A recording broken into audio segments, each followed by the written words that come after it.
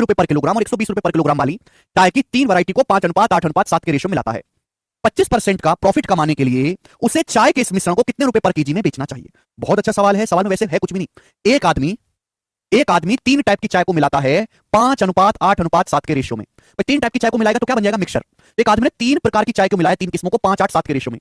पहली चाय का प्राइस है 60 रुपए पर केजी, दूसरी चाय का प्राइस है 80 रुपए पर केजी और तीसरी चाय का प्राइस है 120 रुपए पर केजी। पहली चाय का प्राइस 60 रुपए पर केजी, दूसरी चाय का प्राइस 80 रुपए पर केजी, तीसरी चाय का प्राइस 120 रुपए पर केजी। तो मैं जानना चाहूंगा कि जब इन तीनों टाइप की चाय को मिलाया जाएगा तो जो मिक्सर बनेगा उस मिक्सर का प्राइस क्या होगा? मिक्सर का सीपी क्या होगा? ये बताओ मेरे दोस्तों। एक आदमी ने तीन टाइप की चाय को मिलाया 5:8:7 के रेशियो में। पहली चाय का कीमत 60 रुपए पर केजी, दूसरे का 80 रुपए पर केजी, तीसरे का 120 रुपए पर केजी। तीनों टाइप की चाय को मिलाएंगे तो जो मिश्रण बनकर तैयार होगा उसका सीपी क्या होगा? बताएं।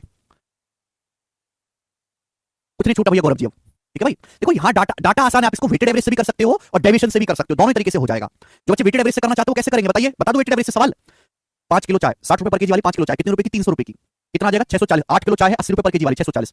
7 किलो चाय 120 रुपए पर केजी वाली कितना? 840। 300 640 900 सॉरी 346 940 940 और 840 9 17 1780 रुपए। 1780 रुपए होगा कितनी किलो चाय की कीमत? 5 8 13 7 20 20 की बटे 20।